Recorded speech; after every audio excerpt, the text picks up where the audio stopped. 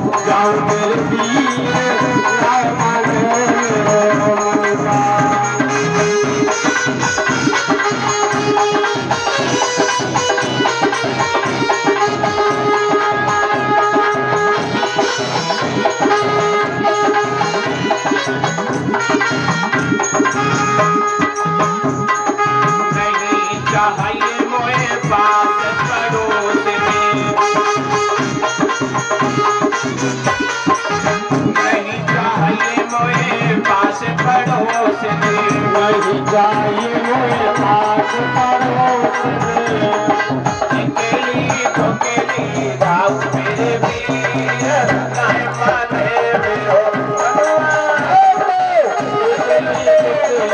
जाऊं मेरे वीर नाय माने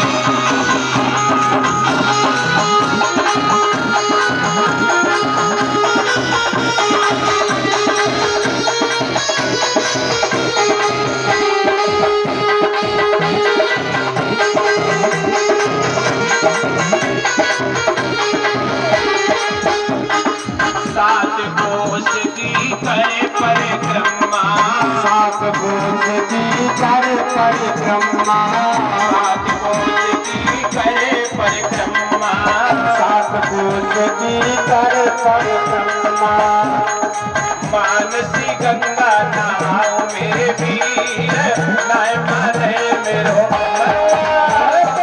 मानसी गंगा नहाओ मेरे वीर नाय माने मेरो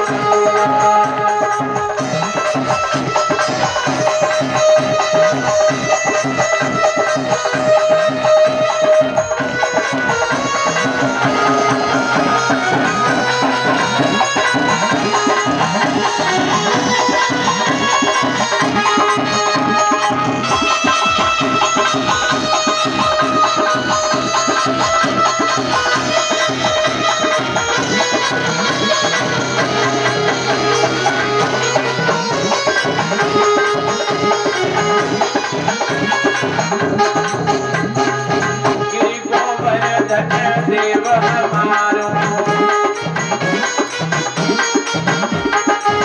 श्री गोवर्धन देव हमारो श्री गोवर्धन देव हमारो पल पल शीस झुकाऊ मेरे वीर नाय माने मेरो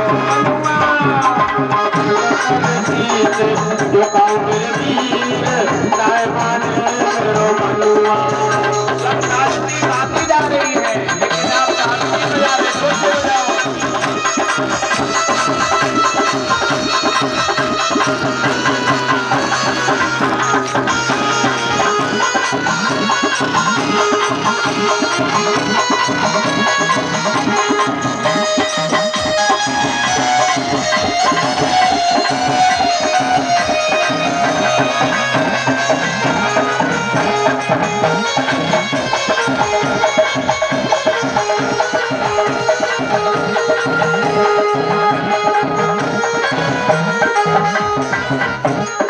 प्रेम सहित गिरिराज को जाऊं राज को जाऊं प्रेम सहित गिरिराज को जाऊं प्रेम सहित गिरिराज को जाऊं मनोवांछित फल पाऊं मेरे वीर नाय माने मेरो मनुआ वांछित फल पाऊं मेरे वीर नाय माने मेरो मनुआ मैं तो गोवर्धन को जाऊं मेरे वीर नाय माने मेरो मनुआ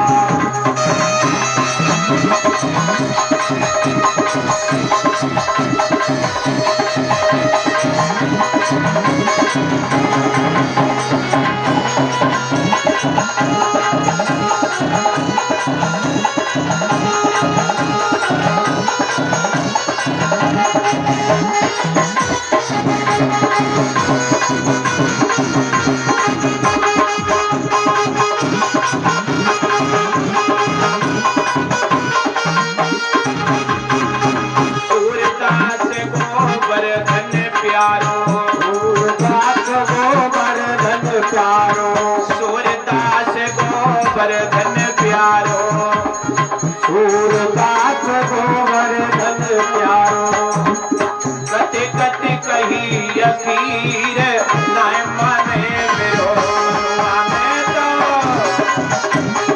जाऊं मेरे वीर नाय माने मेरो मनुआ मैं तो गोवर्धन को जाऊं मेरे वीर नाय माने मेरो मनुआ आए नाय माने मेरो मनुआ आए नाय माने मेरो मनुआ नाय माने मेरो मनुआ वीर नाय माने मेरो मनुआ मैं तो गोवर्धन को जाऊं मेरे वीर नाय माने मेरो मनुआ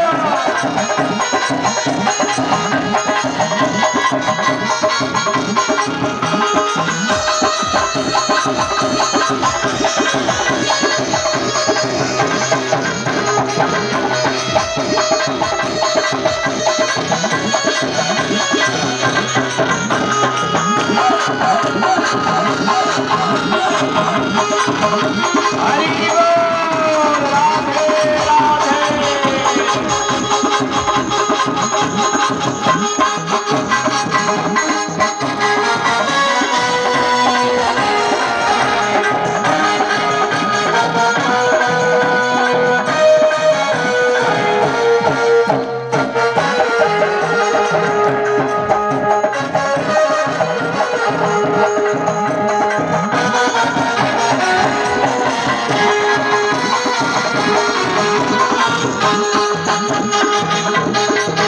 बोलिए गिरिराज महाराज की बड़ी है संतरा है सब मिले वो खाए को आपको 30 मिनट को इंतजार कर लो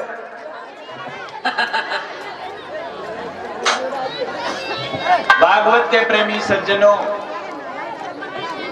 गंगा मैया के किनारे कुशों के आसन पर विराजमान भगवान सुखदेव बोले राजन ये पूजन सबको अच्छा लगा लेकिन देवर्षि नारद बोले चलो अब हम चल रहे हैं इंद्र के पास इंद्र से कहेंगे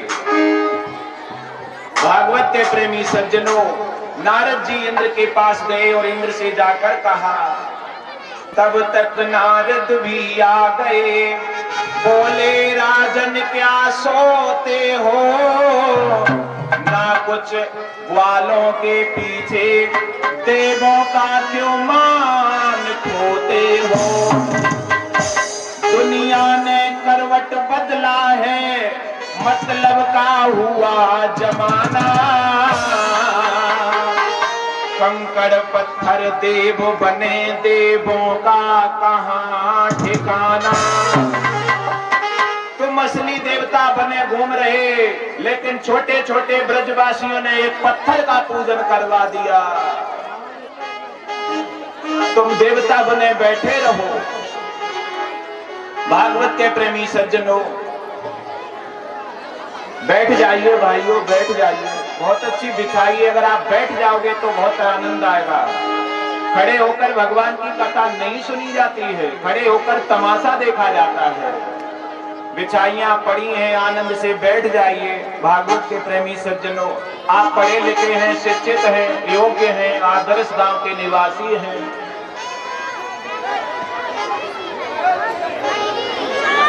कथा के प्रेमी सज्जनों, इंद्र को ये अच्छा नहीं लगा। उसी समय इंद्र ने मेघों के सामर्थ्य को आदेश दे दिया, कहा सुनो, तुम जाओ, मेरी आज्ञा है। ब्रजमंडल पर इतना बरसो, इतना बरसो, इतना बरसो, इतना बरसो, पूरे ब्रजमंडल को उखाड़ करके यमुना नदी में बहा दो, मेरी आज्ञा है।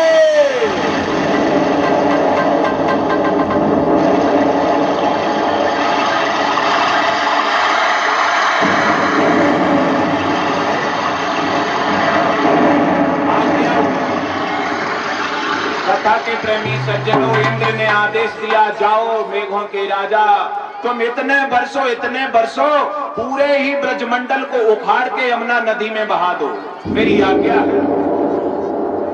प्यारे भाई बहनों, उसी समय चला, और जैसे ही चला वैसे ही क्या हुआ, काले पीले नीले सफेद बादल पर बादल आने लगे, टूटने लगी बिजली ब्रज पर, 49 पलक मरलाने लगे। इतना पानी बरसा, इतना पानी बरसा, इतना पानी बरसा, जिसका कोई जवाब नहीं।